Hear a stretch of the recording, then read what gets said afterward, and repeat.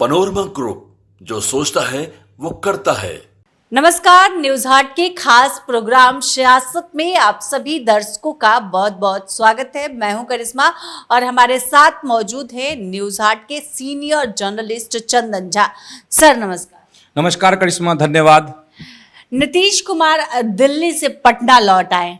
प्रधानमंत्री नरेंद्र मोदी भी शपथ ले लिए, तीसरी बार वो प्रधानमंत्री बन गए। और जब नीतीश कुमार पटना लौटते हैं तो उनसे मीडियाकर्मी सवाल करते हैं कि आप किंग मेकर की भूमिका में उभर कर आए हैं और समर्थक भी नारेबाजी कर रहे हैं, किंग मेकर की बात कर रहे हैं। और जब विजय सिन्हा आते हैं तो किंग मेकर का सवाल जब उनसे किया जाता है तो वो कहते हैं कि कोई किंग मेकर नहीं है। Sir, Nitish Kumar king maker कैसे हुए? पहले तो विजय सिन्हा की बात को ले लेते हैं, क्योंकि वो विजय सिन्हा इस बात को मतलब नकार रहे हैं कि नीतीश कुमार जो है नाम लेते नहीं है, लेकिन कहते हैं ना कोई किंग है ना कोई किंग मेकर है। ठीक है, लेकिन हकीकत ये नहीं है। हकीकत यही है कि नीतीश कुमार वाकई में किंग मेकर हैं। वो इस बार का जो चुनाव परिणाम है लोकसभा का, वो भी यही इशारा कर रहा है। और इससे पहले के भी कई ऐसे चुनाव हैं जिसने यह साबित किया है कि नीतीश कुमार वाकई में किंग मेकर हैं। लेकिन इस बार का जो चुनाव है वो हम राष्ट्रीय परिदृश्य में कह सकते हैं कि इस बार वो जो उभरे हैं वो राष्ट्रीय परिदृश्य में किंग मेकर उभरे हैं। वो बिहार के हमेशा से किंग मेकर रहे हैं। अब जैसे बात कर लेते हैं हम लोग 2014 की बात करेंगे तो उसमें धक्का लगा था नीतीश कुमार को। और उस समय जो सीन बना था, जो तस्वीर उभरी थी, उसमें क्या था, एनडीए एक तरफ, इधर जो अभी महागठबंधन है वो एक तरफ, मतलब राजद अलग चुनाव लड़ा था, नीतीश कुमार अलग चुनाव लड़े थे। तो उसमें वाकई में धक्का लगा था नीतीश कुमार की पार्टी को।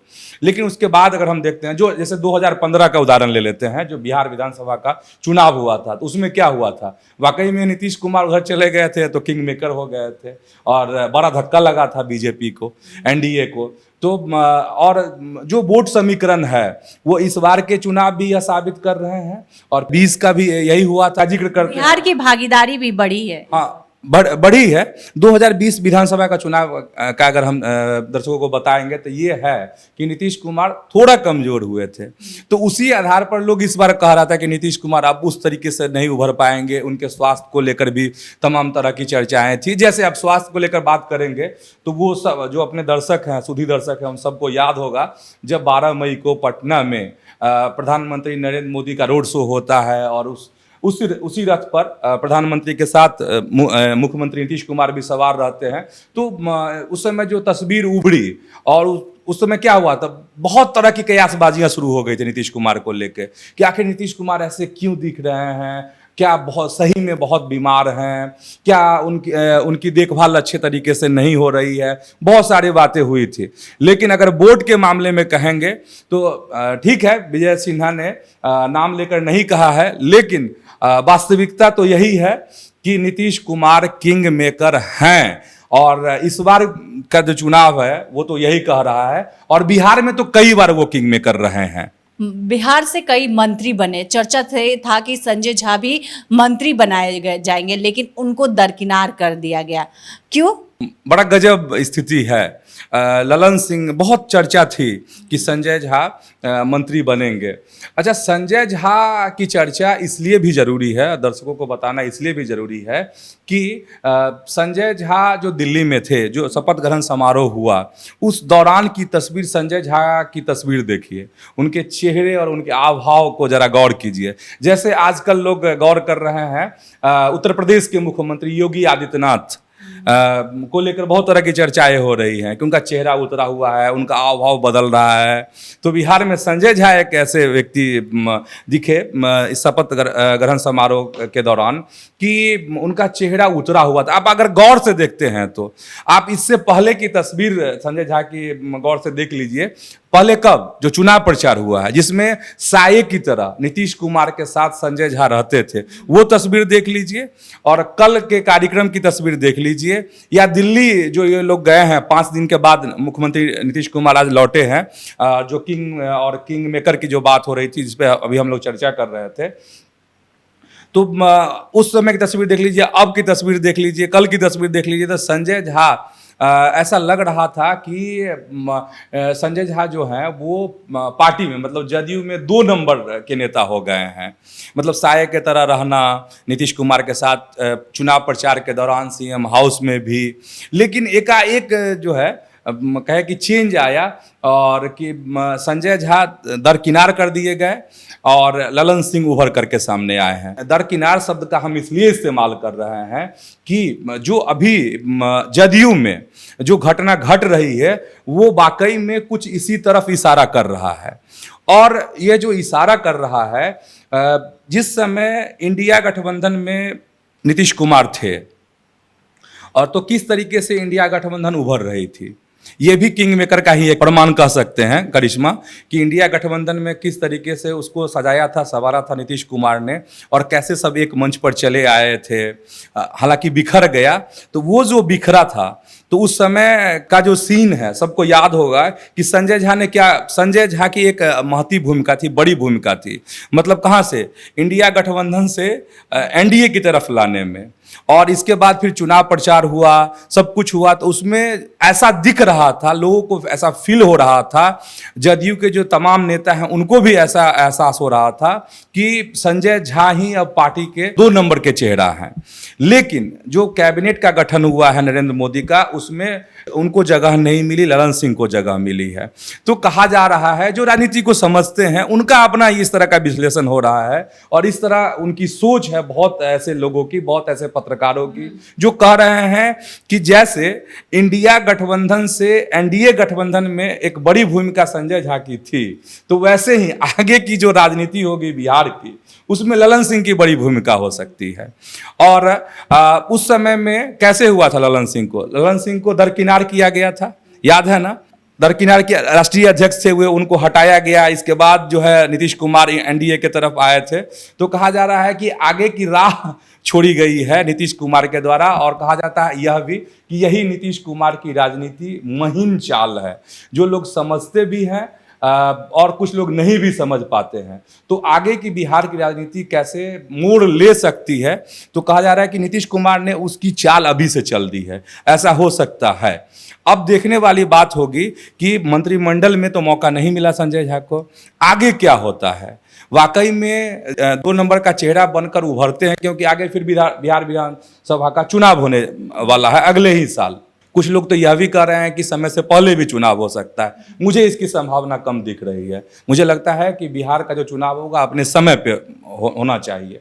तो ये भी है। तो अब ललन सिंह तो ये आ गए सामने में, तो अगर ललन सिंह आए हैं तो स्वाभाविक है कि अंदरूनी जो राजनीति है जदयू की वो टकराएगी, और इसीलिए नीतीश कुमार ने संजय झा को साइड किया है और ललन सिंह को एक फिर से बड़ा मौका मिला है। और अब देखना है कि पिछले बार जैसे आरसीपी सिंह बने थे मंत्री और ललन सिंह छूट गए थे, तो इसमें यह भी कहा जा रहा है कि अमित शाह की उसमें बड़ी ये चाल थी। तो अब कैसे सामंजस्य बैठा पाते हैं ललन सिंह एनडीए में, जदयू का कैसे चलता है चक्का, इस पर भी सबकी नज़र रहेगी करिश्मा, कि क्या होता है, कहीं मतलब बेपटरी नहीं हो जाए। अब हम लोग को इंतजार है मंत्रालय का, कि मंत्रालय किसके जिम्मे क्या मिलता है, देखते हैं क्या होता है। लेकिन वाकई में जो कल मंत्रिमंडल के विस्तार से यही लगा है कि संजय झा तो फिलहाल दरकिनार होते हुए दिख रहे हैं, और अभी बहुत मजबूती के साथ फिर से उभरेंगे अब ललन सिंह ही बिहार में। सर, खबर आ रही है कि एक बिहारी चीन और पाकिस्तान का छक्के छुड़ाएगा, ये कौन है सर? हाँ, ये खबर ये है कि राष्ट्रीय सुरक्षा सलाहकार अभी अजीत डोभाल हैं, उनका कार्यकाल जो है पूरा हो चुका है। अब मंथन हो रहा है कि राष्ट्रीय सुरक्षा सलाहकार कौन बनेगा। तो अजीत डोभाल के समकक्ष का आखिर कौन हो सकता है, तो 2 चेहरे पर चर्चा हो रही है, 2 लोग इस रेस में शामिल हैं। और पहले अजीत डोभाल के बारे में थोड़ा सा बता देते हैं दर्शकों को कि अजीत डोभाल जो है बहुत तेज तर्रार आईपीएस रहे हैं, कई ऐसी योजनाएं का मतलब सुरक्षा को लेकर जो है उसमें इनकी बड़ी भूमिका अजीत डोभाल की रही है। उनके बारे में एक कहानी बहुत प्रचलित है कि वो रिक्शा चालक बन के पाकिस्तान में रहे थे, रॉ के लिए भी वो काम कर चुके हैं। तो रिक्शा चालक बन के रहे थे और वहाँ से पाकिस्तान की जो खबरें होती थी, अंदर की जो खबरें होती थी, हाँ खुफिया की जो खबरें होती थी वो भारत भेजा करते थे। उनके बारे में ये मतलब भारत के जेम्स बॉन्ड कहे जाते हैं वो। अब चर्चा ये है कि आखिर अजीत डोभाल का ये खत्म हो रहा है तो कौन बनेगा। तो लगातार दो बार वो राष्ट्रीय सुरक्षा सलाहकार रहे, NSA भारत के रहे हैं अजीत डोभाल। और एक और बात बता देते हैं कि पहले इस तरह का पद नहीं हुआ करता था राष्ट्रीय सुरक्षा सलाहकार का, NSA का। जब अटल बिहारी वाजपेयी देश के प्रधानमंत्री बने थे तो उन्होंने इस तरह के पद का सृजन किया था। और सबसे पहले जो NSA थे भारत के वो ब्रजेश मिश्रा थे। तो इसका काम क्या होता है? काम होता है आंतरिक और बाहरी जो सुरक्षा है उसको कैसे मजबूत किया जाए। जैसे बालाकोट में जो एयर स्ट्राइक हुआ था वो हो सकता है, उड़ी के समय उड़ी का जो हुआ था सर्जिकल स्ट्राइक हुआ था, तो इसमें बड़ी भूमिका रणनीति जो है अजीत डोभाल की थी। और किस तरीके से थर्राने लगा था पाकिस्तान, और पाकिस्तान के साथ साथ चीन भी जो है वो सोचने पर मजबूर हो गया था, अमेरिका परेशान होने लगा था कि आखिर क्या होगा। तो ये सब जो रणनीति बनती है वो राष्ट्रीय सुरक्षा सलाहकार बनाते हैं। और 2014 में प्रधानमंत्री नरेंद्र मोदी को जब जीत मिली, वो PM बने नरेंद्र मोदी। इसके बाद फिर 2019 में तो दोनों बार उन्होंने अजीत डोभाल को अपने साथ रखा।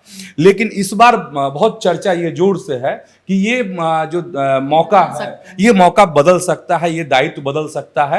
इसमें दो बड़े चेहरे हैं, दो IPS हैं, पूर्व IPS हैं, उनके नाम का जिक्र आ रहा है। उसमें से एक बिहार का लाल भी है, और बिहार के जो लाल हैं उनका नाम, पहला नाम जो आ रहा है और ये कहा जाता है कि अजीत डोभाल के करीबी भी हैं, वो हैं RN रवि। कई राज्यों के राज्यपाल रह चुके हैं RN रवि बिहार के रहने वाले हैं, ब्राह्मण जाति से ये आते हैं। तो सबसे पहला नाम अगर चल रहा है तो RN रवि का चल रहा है। तो अच्छा, RN रवि तमिलनाडु के राज्यपाल थे, तो कई मतलब MK स्टालिन जो वहाँ के मुख्यमंत्री हैं उनके साथ जो है उनका कभी पटा नहीं, कई मसलों पे मतभेद उनका रहा तमिलनाडु के मुख्यमंत्री के साथ, RN रवि के साथ। लेकिन बड़ी जिम्मेदारी RN रवि के मिल सकती है, ऐसी चर्चा है दिल्ली में। अब क्या है, जैसे उड़ी वाला हुआ, बालाकोट का जो एयर स्ट्राइक हुआ था, उसमें उप राष्ट्रीय सुरक्षा सलाहकार के तौर पर ये काम कर चुके हैं RN रवि। तो एक अनुभव भी है, इसलिए कहा जा रहा है कि इनकी जो दावेदारी है वो मजबूत है। अजीत डोभाल के साथ वो काम भी कर चुके हैं, एक ये है। दूसरा नाम जो आ रहा है जिनकी चर्चा हो रही है दिल्ली में, वो है आलोक जोशी। ये भी तेज तर्रार IPS रहे हैं और इन्होंने भी कई रॉ में ये भी काम कर चुके हैं। तो इनके बारे में भी कहा जा रहा है कि ये भी बहुत तेज तर्रार IPS है, इनको भी मौका मिल सकता है। लेकिन एक नंबर पर कहा जा रहा है कि RN रवि हैं जो बिहार के रहने वाले हैं, और इसीलिए कहा जा रहा है कि एक बिहारी जो है अब पाकिस्तान और चीन का छक्का छुड़ाएंगे, इसकी चर्चा हो रही। अब देखने वाली बात होगी कि आखिर मौका किसको मिलता है, RN रवि को मिलता है या फिर आलोक जोशी को मिलता है। ये तय है कि अजीत डोभाल इस पद पर अब आगे नहीं रहेंगे। तो आज के इस वीडियो में इतना ही। आगे की खबरों के लिए आप हमारे चैनल न्यूज़ हाट को सब्सक्राइब कर लें। अगर फेसबुक पर देख रहे हैं तो हमारे पेज को लाइक करना ना भूलें। हमारी वेबसाइट है newsheart.com, उसे भी ज़रूर विजिट करें। धन्यवाद।